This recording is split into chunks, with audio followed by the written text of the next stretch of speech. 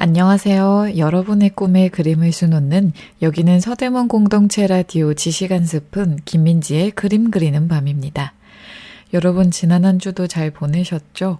갑자기 추워진 날씨에 정말 저는 머리가 아찔해질 정도인데요. 여러분들은 추위 어떻게 버티고 계신가요? 저는 부랴부랴 수면 양말을 꺼내고 막 두꺼운 잠옷을 꺼내고 두꺼운 외투를 꺼내고 핫팩을 꺼내고 핫팩을 가지고 다니고 막 그러고 있거든요. 그래도 갑자기 추워진 날씨에 정말 정신이 막 혼미해서 머리가 띵할 정도인데요. 그래도 갑자기 추워지진 않은 것 같은데 왜 이렇게 추울까요? 영하 2도, 영하 4도까지밖에 아직 안 내려갔는데 올해 겨울 영하 15도까지 내려가면서 추워진다고 예상했는데 어떻게 그런 날씨를 버틸지 벌써부터 막막하고 아찔합니다. 실내 온도를 확 높이는 것도 좋은데요. 너무 바깥과 기온 차이가 10도 이상 나버리면은 또 그 기온 차이로 감기가 쉽게 걸린다고 하니까요.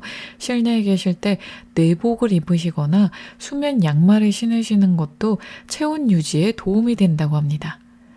또한 적당한 운동량은 필수이고요. 특히 심장과 혈관 쪽이 안 좋으신 분들은요. 따뜻한 곳에 계시다가 급격하게 추운 곳으로 나가면 심장과 혈관에 무리가 가니까요. 평상시에 걷기 운동, 조깅 운동이라도 꼭 하시면서 심장과 혈관 건강 지키시기 바랍니다. 또 자주자주 수분을 섭취하는 것도 굉장히 중요하다고 합니다. 이런 날씨일수록 따뜻한 음료 한 잔 마시니까 몸이 그래도 좀 따뜻해지는 것 같더라고요. 이번 여름이 너무 길었어서 연말 느낌이 나지 않는데 벌써 2024년의 마지막 달인 12월이 오고 말았는데요. 12월 뭔가 아직 실감이 나지 않지만 금방 이 한 달이 또 후딱 지나가고 2025년이 올 것 같은데요. 그래서 2024년에 아직 다 하지 못한 저의 버킷리스트나 해야 될 일들을 차근차근 적어보면서 하나 둘씩 실행해 가보려고 합니다. 여러분들도 2024년의 마지막 달인 12월의 첫째 주 화이팅 넘치게 시작하시기 바라겠고요. 12월에 못다 이루신 것들 차근차근 해보시는 것도 추천드릴게요. 오늘도 제가 유익하고 재미있는 그림 이야기 준비해 왔으니까요. 저희는 첫 번째 곡 듣고 다시 만나도록 할게요. 오늘 들어보실 첫 번째 곡은요. 황가람의 나는 반딧불입니다.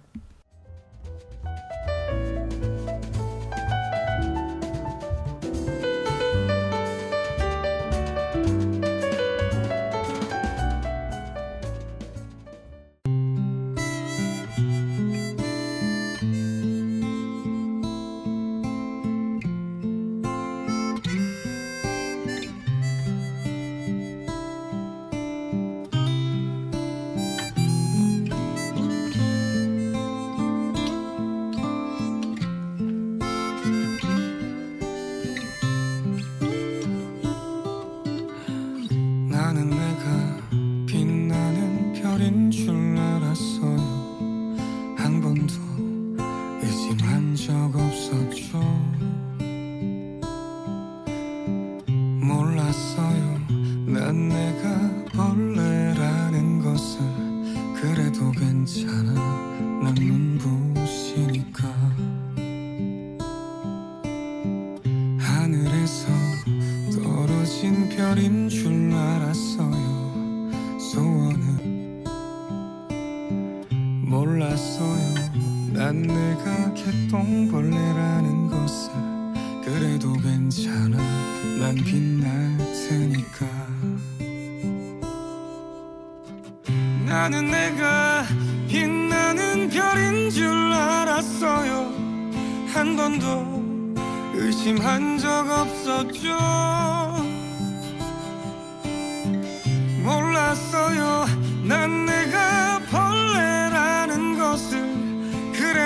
괜찮아 난 눈부시니까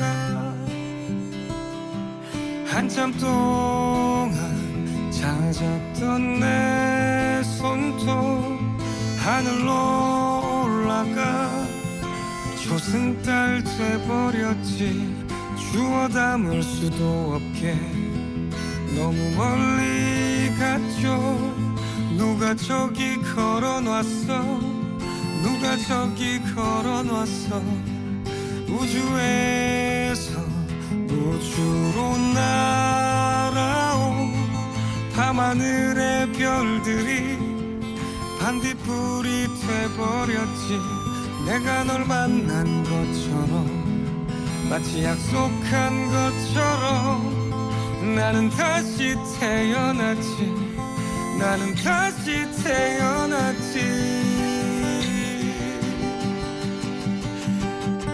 나는 내가 빛나는 별인 줄 알았어요 한 번도 의심한 적 없었죠 몰랐어요 난 내가 벌레라는 것을 그래도 괜찮아 난 눈부시니까 하늘에서 떨어진 별인 줄 알았어요 소원을 들어주는 작은 별 몰랐어요 난 내가 개똥벌레라는 것을 그래도 괜찮아 난 빛날 테니까 여러분의 꿈에 그림을 수놓는 여기는 서대문 공동체 라디오 지시간 스푼 김민지의 그림 그리는 밤입니다. 오늘 첫 번째로 들어보신 곡은요. 황가람의 나는 반딧불입니다. 어렸을 때 반딧불 관련한 노래 동요들이 많았는데요. 또 이렇게 멋진 가요로 들으니까 색다른 느낌이 들더라고요. 자, 오늘 제가 준비한 그림 이야기의 주인공은요. 바로 연말부터 내년 연초까지 진행하게 된 거장의 미술 전시 그 주인공에 대해서 이야기 나눠볼 건데요. 힌트를 좀 드리자면요. 예술의 전당 한가람미술관에서 아주 많은 인파가 몰리고 있죠. 그 주인공 반고흐에 대해서 이야기 나눠보겠습니다. 사실 저희가 6월 달에 반고흐에 대해서 길게 이야기 나눴었는데요.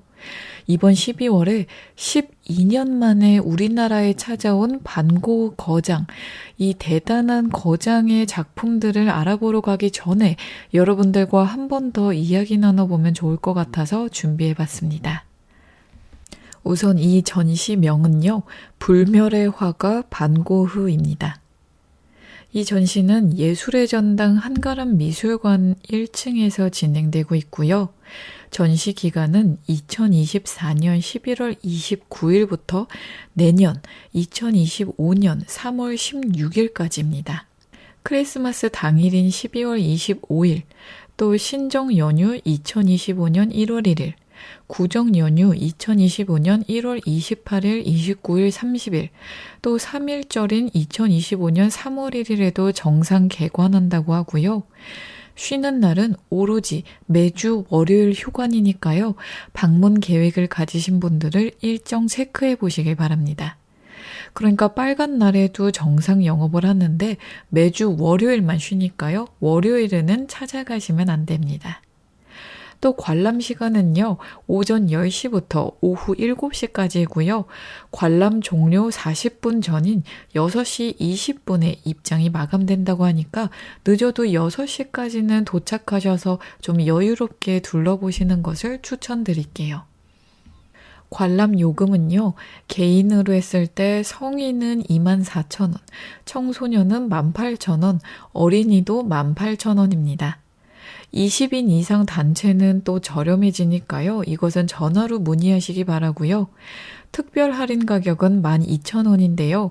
이 혜택을 보시는 분들은 65세 이상이시고 또 1에서 3급 장애인 복지카드 소지자 본인 및 동반 1인이 가능하고 4에서 6급 장애인 복지카드 소지자는 본인 50%가 해당되며 국가유공자증 또는 1에서 2급 의상자증 소지자 본인 및 동반 1인이 50% 가능하며 국가유공자 유족증, 의사자 유족증 또한 3급 이하 의사자 중 소지자 본인이 50%가 해당이 됩니다. 참고로 36개월 미만인 유아 친구들은 무료라고 합니다. 할인이나 무료 관람을 받으실 때는요, 가족관계증명서, 신분증, 학생증, 복지카드, 보건증 등을 발권 시에 매표소에 제시해야 하고요. 증빙이 안 될 경우에는 차액을 지불하셔야 한다고 합니다. 또한 중복 할인은 적용되지 않고요. 온라인 예매 입장권의 취소 및 환불은 각 예매처에 문의드리고 현장에서는 대기가 발생할 수도 있다고 합니다. 와, 저도 몰랐는데 크리스마스, 신정 연휴, 구정 연휴, 3.1절 이렇게 노는 빨간 날까지 전시를 볼 수 있다고 하니까요. 저도 꼭 빨간 날 하루 잡아서 가야 될 것 같아요. 여러분 잊으시면 안 됩니다. 월요일만 휴관입니다. 자, 이번 전시에 대해서 좀 자세히 소개해 드리자면요. 전시명은 아까 말씀드린 대로 불멸의 화가 반고흐이고 예술의 전당 한가람미술관 1층에서 진행 중인데요. 전 세계인이 사랑하는 불멸의 화가 반고흐. 반고흐는 10년 동안 900여 점의 회화만을 남긴 채 자신의 인생을 송두리째 불태우고 전설 속으로 사라졌습니다. 그로 인해 사후 100년이 지난 오늘까지 그의 삶은 전설이 되고 있고 작품은 신화가 되어 우리들의 마음속에 영원히 기억되고 있죠. 본 전시는 10년간의 짧은 화가 생애를 살며 반고흐가 남긴 불후의 명작들을 한자리에 모은 국내 단독 회고전입니다. 강렬한 색채, 또 붓터치가 살아있는 명화를 통해 막 작업이 끝난 듯한 반고흐의 불꽃 같은 예술혼을 느껴보실 수 있다고 합니다. 반고흐가 이렇게 말했죠. 언젠가 가장 어두운 밤도 끝이 나고 해가 떠오를 것이다. 저는 이 말이 굉장히 힘들 때 와닿았는데요. 정말 끝나지 않는 그런 슬픔, 힘듦은 언젠가 끝이 나고 그 어두운 터널을 지나고 나면 끝이 보이고 광명이 찾아온다는 말이 정말 맞는 것 같으니까요. 혹시 지금 약간의 힘듦과 우울감이 찾아오신 분들은 꼭 힘내시고 이 전시도 기회 되시면 꼭 찾아가 보시면서 힘을 얻으시길 바랍니다. 자, 이번 전시를 보실 때 알고 가시면 좋은 관람 포인트 3가지가 있는데요. 이 관람 포인트 3가지는 저희 노래 한 곡 듣고 와서 다시 이야기 나눠볼게요. 이번에 들어보실 곡은요. 로제의 넘버원 걸입니다. Tell me that I'm special. Tell me I look pretty. Tell me I'm a little angel. Sweetheart of your city. Say what I'm dying to hear. Cause I'm dying to hear you. Tell me I'm that new thing. Tell me that I'm relevant. Tell me that I got a big heart. And back it up with evidence. I need it and I don't know why. This late at night, isn't it lonely? I'd do anything to make you want me. I'd give it all up if you told me that I'd be the number one girl in your eyes. You're one and only. So what's it gonna take for you to want me? I'd give it all up if you told me that I'd be the number one girl in your eyes. Tell me I'm going real big places, down to earth so friendly, and even through all the phases, tell me you accept me. Well, that's all I'm dying to hear. Yeah, I'm dying to hear you. Tell me that you need me. Tell me that I'm loved. Tell me that I'm worth it and that I'm enough. I need it and I don't know why. This late at night, isn't it lonely? I'd do anything to make you want me. I'd give it all up if you told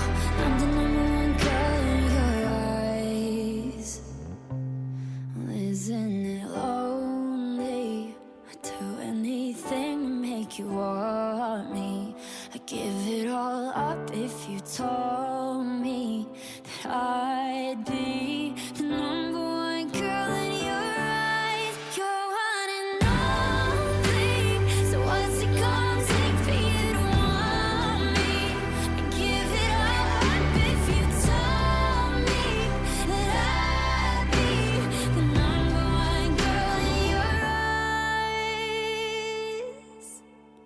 the number one girl in your eyes.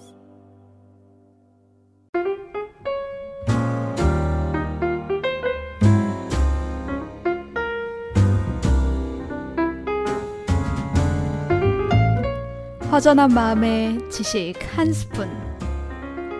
그림과 책, 인문학과 인도 이야기, 그리고 마음 나누는 대화법까지 지식 한 스푼의 풍성한 주제로 오늘도 지식 충전하세요.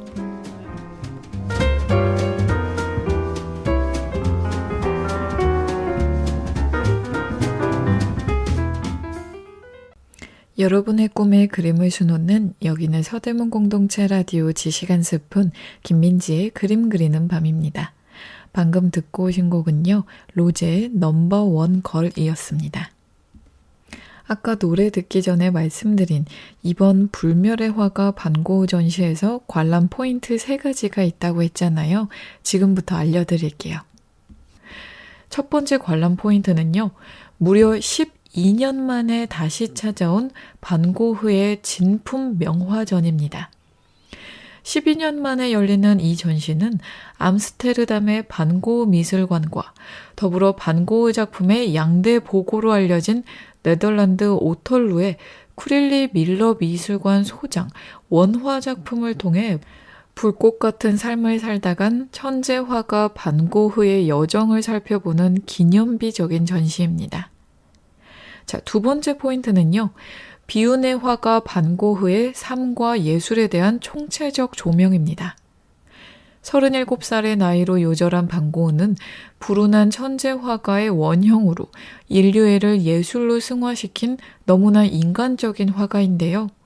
이번 전시에서는 그의 영혼이 깊게 스며들어 있는 원화들을 통해 짧은 인생을 예술에 바친 반고흐의 삶과 인간적 고뇌를 엿볼 수 있습니다. 자, 관람 포인트 3번째. 전시 사상 최고가의 작품입니다. 이번 전시 작품은요, 국내 미술 전시 사상 최고가의 작품들로 구성되어 있다고 합니다. 특히 민중을 이끄는 자유의 여신을 그린 프랑스 미술사의 대가 외젠 들루크루아의 작품을 모사한 착한 사마리 아이는 반고흐가 생레미 지역의 정신병원에서 병마와 사투를 벌이며 그린 작품으로 반고흐의 최고가 작품 중 한 점으로 꼽히고 있습니다. 그 작품을 우리나라 예술의 전당 한가람미술관에서 보실 수 있게 됐습니다. 또 이번 전시는요, 연대기적 구성으로 총 5가지 챕터로 나눠볼 수 있는데요. 첫 번째 챕터는 네덜란드 시기입니다. 네덜란드 시기는 1881년부터 85년까지의 작품을 말하고요. 여기는 그 유명한 감자 먹는 사람들과 밀다발이 있습니다. 두 번째 챕터에는 파리 시기가 소개되어 있습니다. 파리 시기는 1886년부터 88년도의 작품들을 말하는데요. 여기는 작품 식당 내부와 석양의 버드나무가 있습니다. 또 그 다음 챕터인 3챕터에는 아를 시기의 작품들이 소개되어 있습니다. 아를 시기는 1889년도 작품들을 말하는데요. 여기서는 양파가 담긴 접시 정물화와 씨 뿌리는 사람이 소개되어 있습니다. 그 다음 챕터인 4챕터는 생레미 시기입니다. 생레미 시기는 1889년부터 90년도를 말하고요. 여기는 레 페이룰레라고 불리는 협곡 작품과 밀레 원작인 씨 뿌리는 사람이 소개되어 있습니다. 마지막으로 5챕터는 오베르 쉬르 우아즈 시기를 말합니다. 이 시기는 1890년을 말하고요. 젊은 여인의 초상이 소개되어 있습니다. 또 이번 전시에는 오디오 가이드를 들을 수 있다고 합니다. 오디오 가이드는 큐피커 앱을 통해서 들을 수 있는데요. 큐피커라는 어플을 다운받으신 후에 회원가입하시고 그 큐피커 내에 있는 오디오 가이드를 구매하시면 핸드폰의 큐피커 어플을 통해 사용 가능하다고 합니다. 이번 오디오 가이드는 3,000원의 유료 이용료가 든다고 하고요. 배우 지창욱 분이 한국어 오디오 가이드를 참여하셨고 가수 세븐틴의 D8 멤버가 중국어 오디오 가이드를 제작했다고 합니다. 혹시 오디오 가이드가 필요하신 분들도 들어보시기를 추천드릴게요. 추가적으로 문의사항이 있으신 분들은요. 02-585-8988로 전화해서 문의해 보시면 좋으실 것 같습니다. 자, 이렇게 불멸의 화가 반고흐 전시에 대해서 간략하게 말씀 나눴는데요. 그러면 반고흐에 대해서 조금 더 자세히 알아보는 시간 가져볼까요? 네덜란드의 후기 인상주의 작가 빈센트 반 고흐는 선명한 색채와 정서적인 감화로 20세기 미술에 지대한 영향을 미친 작가입니다. 그러나 사실상 반 고흐라는 이름 자체만으로도 충분한 수식어가 되기 때문에 이러한 수식어구는 아무런 소용이 없죠. 그럼에도 불구하고 반 고흐의 삶과 작품에 대해 언급하는 이유는 넘쳐나는 현대미술을 무색해 하는 세기를 넘어선 감동을 주기 때문입니다. 그는 일생을 통해 빈번한 정신적 질환과 근심으로 고통을 겪었으며 37살의 나이에 권총 자살로 생을 마감했습니다. 살아있는 동안에는 거의 알려지지 않았고 사후에야 알려진 반 고흐는 현대미술의 토대를 형성하는 데 빼놓을 수 없는 중요한 작가입니다. 그는 어릴 적부터 그림을 그리기 시작한 많은 작가들과는 달리 20세 후반까지 그림을 그리지 않았는데요. 유명한 작품들은 거의 생애 마지막 2년 동안 그려진 작품들입니다. 반 고흐는 900여 점의 페인팅, 1100여 점의 드로잉과 스케치 등 총 2000여 점의 작품을 남겼습니다.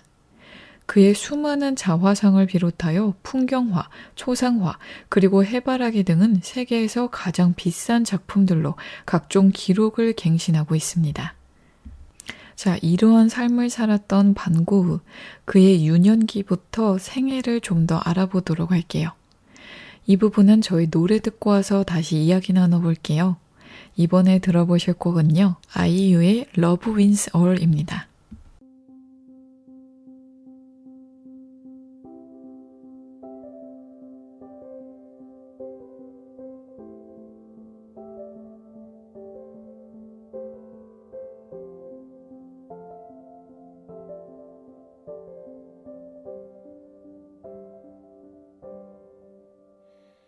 Dearest darling, my universe, 날 데려가 줄래?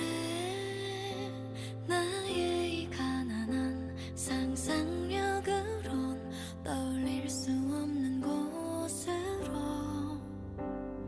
저기 멀리 from Earth to Mars 꼭 같이 가줄래? 그곳이 어디든 오랜 외로움 그 반대말을 찾아서 어떤 실수로 이토록 우리는 함께일까? 세상에게서 도망쳐 run on 나와 더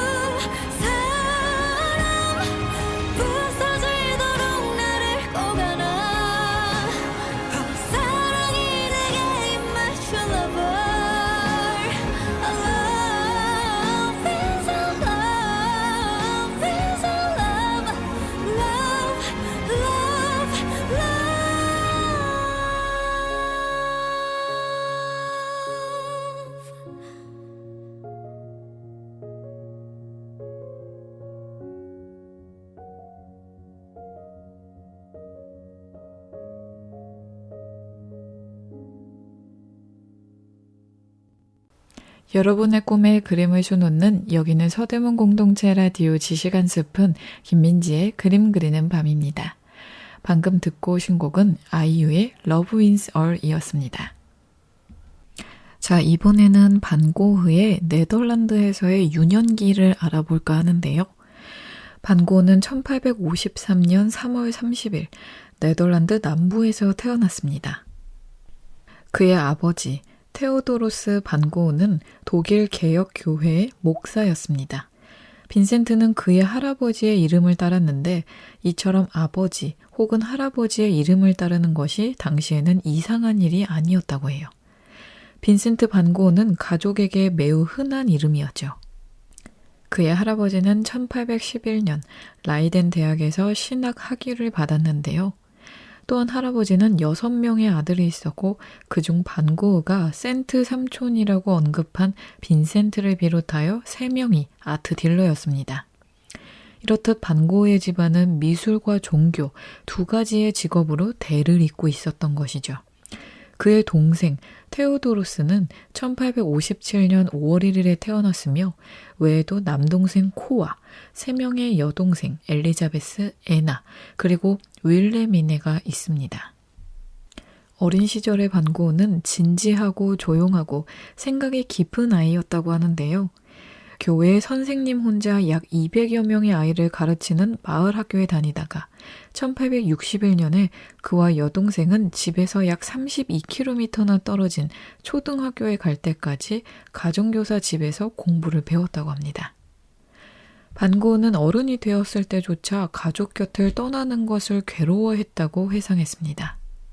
1866년 9월 15일 틸버그의 중학교에 다니면서 꽤 성공적이었던 화가 콘스탄틴이라는 미술 선생님으로부터 그림을 배우기 시작했습니다. 1869년 7월에는 삼촌의 도움으로 헤이그의 아트 딜러 구피 렌시에서 자리를 얻었고요. 구필은 반 고흐를 트레이닝한 후 런던으로 보내 그곳에서 일하도록 했습니다. 동생 테오의 아내는 이 시기가 반 고흐에게 가장 행복한 시기였다고 언급한 적이 있는데요. 그는 20세 때에 꽤 성공적으로 일해 아버지보다 더 많은 돈을 벌었습니다. 한편 머물고 있던 집주인의 딸 유지니 로에를 좋아하여 그의 사랑을 고백하였으나 이미 다른 남자와 약혼한 그녀는 반 고흐의 청혼을 거절했죠. 그 무렵 그는 점점 고립되어 갔고 종교에 헌신했습니다. 삼촌과 파리에서 아트 딜러의 일을 계속하게 되었으나 예술 작품이 상품으로 취급될 수 있는 것에 대해 분노한 반 고흐는 4월에 직장 생활을 그만두고 말았죠. 반 고흐의 종교적 열성은 그가 화가라는 진정한 직업을 찾을 때까지 계속되었습니다. 사람들은 그의 신학 공부를 위해 암스테르담으로 보내어 삼촌과 같이 지내도록 했는데요. 1879년 1월 반 고흐는 벨기에의 석탄 광산 마을에 임시 선교 활동을 떠났습니다. 그곳 숙소 뒤편의 임시 막사에서 설교자들과 같이 생활을 하면서 어려움을 같이 나누려고 했던 것이죠. 그러나 집으로 돌아오라는 아버지의 강압으로 보통 사람들이 겪는 힘든 생활에 대한 경험은 그리 오래가지 않았습니다. 가족에게 돌아온 반 고흐는 아버지와 큰 갈등이 있었고 그의 아버지는 정신병원 수용소에 아들을 보내려고까지 했다고 합니다. 반 고흐는 아버지와의 말다툼 이후 다시 광산마을로 돌아가 광부 찰스와 함께 생활하면서 그들의 주변 환경과 생활에 관심을 갖기 시작했습니다. 한편 그의 동생 테오는 형에게 그림 그리는 것에 열중하라고 충고했고 형식적인 학교 제도를 싫어하는 반 고흐를 설득해 브뤼셀에 있는 로얄 아카데미 오브 아트에 다니도록 주선해 주었습니다. 이때부터 동생 테오의 도움이 시작된 것 같기도 하는데요. 반 고흐의 작품 활동, 미술 활동, 또 반 고흐가 유명해지는 데에 동생 테오의 역할이 굉장히 중요했습니다. 동생 테오가 어떤 역할들을 톡톡히 해냈는지는 앞으로 저희 함께 이야기해가면서 알아보도록 할게요. 다시 돌아와서 동생 테오가 설득해서 다니게 된 브뤼셀에 있는 로얄 아카데미 오브 아트에 다니면서 반 고흐는 해부학, 모델링, 그리고 원근법 등은 그림을 그리기 위해 최소한 알아야 하는 것뿐이다 라고 말했다고 합니다. 그는 그림을 통해 하나님에게 봉사하기를 원했고 하나님에게 인도하는 화가가 되기를 바라다고 합니다. 그 후 1881년 4월 반 고흐는 에텐 외곽 지역으로 부모님들과 함께 이사해서 그곳에서 그림을 계속 그렸는데요. 가끔 이웃을 주제로 다루었습니다. 또한 여름 내내 얼마 전 과부가 된 사촌 키보스 스티러커와 걷고 이야기하면서 많은 시간을 함께 했다고 합니다. 그녀는 예술가에게 따뜻하게 대해주는 반 고흐 어머니의 언니 요하네스 스트리커의 딸이었죠. 그녀는 반 고흐보다 7살 많았고 8살 된 아들이 있었습니다. 그런 그녀에게 프로포즈했으나 그녀는 아니, 절대로라는 말로 거절했다고 합니다. 이후 그녀를 만나기 위해 편지를 쓰고 그녀의 아버지를 만났지만 모두 허사였다고 합니다. 그것도 그럴 것이 반 고흐 어머니의 딸이니까 사촌지간이잖아요. 사촌지간에게 마음이 가고 프로포즈를 한다 한들 그 당시에도 누구나 허락해주긴 정말 쉽지 않았겠죠. 그는 심지어 램프의 불에 왼손을 갖다 대며 다시 그녀를 만나게 해달라고 필사적으로 매달리다가 정신을 잃었다고 합니다. 다음 해 1월 말 반 고흐는 5살 된 딸을 가진 임신한 매춘부 시엔을 만나게 되었습니다. 시엔은 7월에 아들 윌렘을 낳았는데 이 사실을 알게 된 반 고흐의 아버지는 아들이 그녀와 아이들을 만나는 것을 막았다고 합니다. 반 고흐는 약 3주간 성병으로 병원에 입원했고 그해 여름 처음으로 유화로 그림을 그렸습니다. 시엔과는 약 1년 넘게 같이 생활했지만 1883년 가을에 헤어졌고요. 다른 곳으로 이사 가려고 생각했으나 시엔은 어려운 살림으로 인해 다시 매춘부로 돌아가야 했기 때문입니다. 시엔의 딸은 그녀의 어머니에게, 아들은 그녀의 남동생에게 각각 맡겨졌다고 합니다. 후에 아들 윌렘은 12살이 되어 어머니 시엔을 방문했을 때 시엔은 이렇게 말했다고 합니다. 윌렘의 아버지는 20년 전 만났던 화가이며 이름은 반 고흐다 라고 말했다고 합니다. 100% 정확한 사실은 아니지만 시엔과 반 고흐 사이에 아들이 실제로 있었을 수도 있겠네요. 저희는 여기서 노래 한 곡 듣고 다시 만나도록 할게요. 이번에 들어보실 곡은요. 엑소의 첫눈입니다.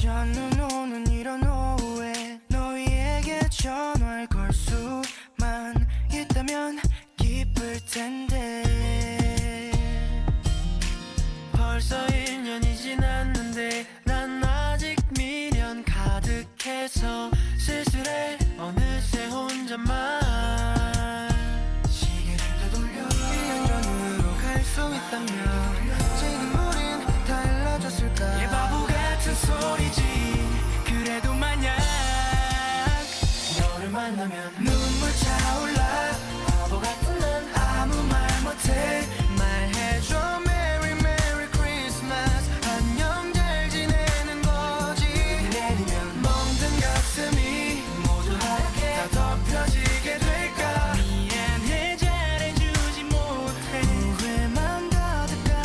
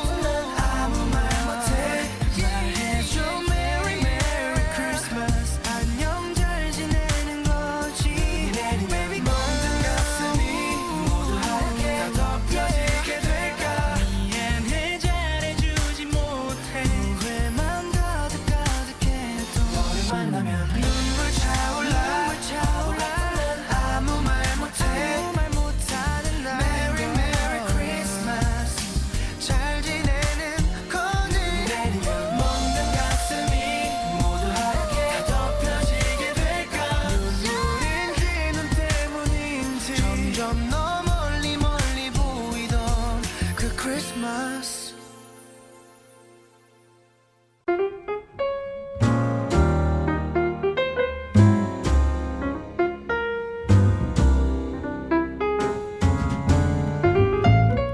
허전한 마음에 지식 한 스푼.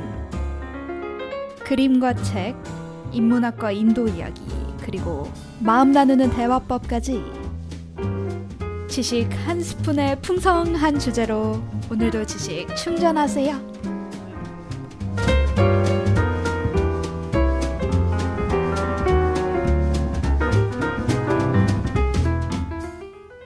여러분의 꿈에 그림을 수놓는 여기는 서대문 공동체 라디오 지식 한 스푼 김민지의 그림 그리는 밤입니다. 방금 듣고 오신 곡은 엑소의 첫눈이었습니다. 이어서 반고은은 누에넨에서 열심히 드로잉 공부를 했습니다. 마을 아이들에게 돈을 주어 새 둥지를 가져오게 하여 그렸으며 배 짜는 사람들의 스케치를 많이 했죠. 1884년 가을, 반고우보다 10살이나 많은 이웃집 딸인 마고 베게만은 종종 그가 그림 그리는 곳을 따라다녔습니다. 그녀는 반고우를 사랑했죠. 열정적이지는 않았지만 그녀에게 보답하기 위해 반고우는 결혼을 결심했습니다. 그러나 두 집안의 반대로 결혼은 이루어지지 않았고 마고는 약물 과다 복용으로 자살을 시도했다가 병원으로 옮겨져 겨우 목숨을 구하게 되었습니다. 이 사건 이후로 1885년 3월에는 아버지가 심장발작으로 죽었습니다. 그는 큰 상실감에 빠졌죠.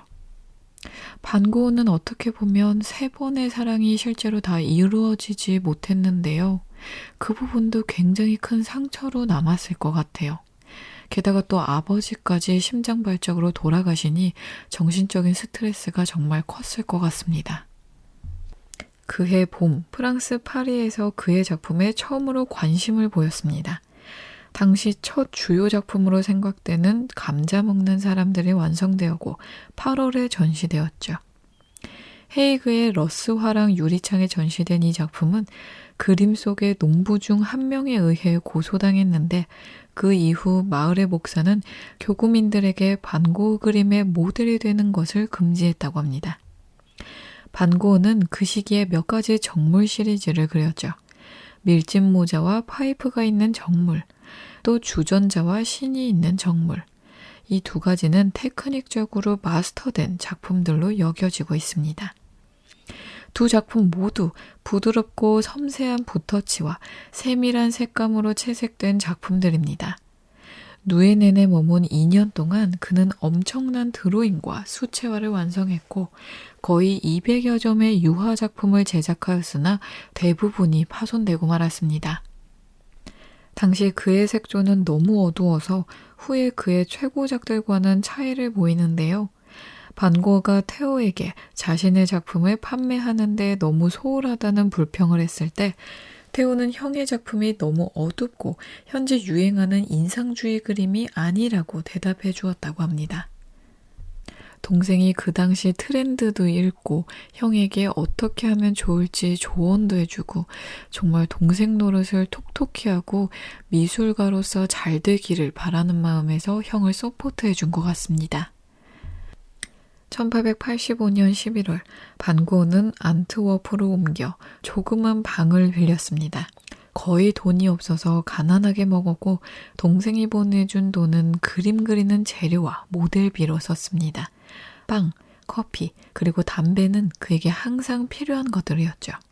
1886년 2월 반고흐는 테오에게 편지 쓰기를 1885년 5월 이후로 따뜻한 식사를 한 것은 오직 6번 뿐이었다고 적고 있습니다.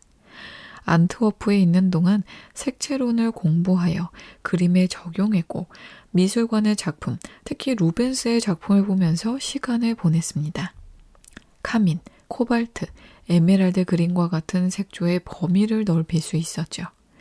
그는 또한 항만에서 일본의 우키오의 판화 작품을 구입해서 작품의 배경으로 우키오의 양식을 응용했습니다. 여기서 중요한 문구가 나오는데요. 반고흐와 일본의 우기요의 파나 작품은 정말 긴밀히 연결되어 있고 후에 많은 영향을 끼쳤기 때문에 이 부분도 따로 알아보도록 할게요. 이어서 안트워프에서 반고흐는 압생트 술을 과하게 마시기 시작했습니다. 또한 의사 카바넬로부터 매독 치료도 받기 시작했습니다. 그는 아카데미 공부를 하지 않았음에도 불구하고 안트워프에 있는 아카데미 오브 파인아트의 입학시험에 매우 높은 성적으로 통과되었고 1886년 1월에 페인팅과 드로잉에 입학 허가를 받았습니다. 그 후 반고흐는 1886년 3월 페르난도 코몬의 작업실에서 그림 그리기 위해 파리로 여행하였고 몽마르트에 있는 테오의 아파트에서 지냈습니다. 6월 그들은 좀 더 비탈진 곳의 큰 아파트로 옮겼죠. 이 시기에는 테오와 편지 왕래를 할 필요가 없었기 때문에 반고흐가 무엇을 했는지 거의 알려지지 않았다고 합니다. 그는 몽마르트의 거리와 파리의 여기저기를 돌아다니며 그림을 그렸습니다. 파리에 있는 동안 우키요의 작품을 모아 그의 작업실 벽을 장식했죠. 그는 수백 장의 판화를 모았고 그것은 펠의 탄기의 초상화처럼 작품의 배경으로 그려 넣었습니다. 파리에 머무는 동안 고흐는 영국, 오스트레일리안 작가 러셀과 자주 만나고 버나드, 안퀘틴, 고흐의 초상화를 그린 툴루즈 로트렉 등과도 자주 만났다고 합니다. 그는 인상주의에 쉽게 접근할 수 있었고 1886년에 2개의 큰 새로운 전시를 열었습니다. 쇠라, 신약, 의 작품들로 구성된 전시회는 처음으로 후기 인상주의를 만들었죠. 동생 테오 또한 그의 갤러리에 모네, 시슬리, 드가, 피사로 등 몽마르트의 인상주의 작품들을 꾸준히 모았습니다. 동생 테오가 정말 작품을 보는 안목도 있었고 어떻게 해야 미술이 더 진취적으로 유행할 수 있는지도 파악했던 것 같아요. 여기서 저희는 노래 한 곡 듣고 다시 만나서 반고 이야기 해보도록 할게요. 이번에 들어보실 곡은요. 마룬5의 페이폰입니다. I'm at a payphone trying to call home. All of my change I spent on you. Where have the times gone, baby? It's all wrong. Where are the plans we made for two? Yeah, I know it's hard to remember the people we used to be. It's even harder to picture that you're not here next to me. You say it's too late to make it, but is it too late to try?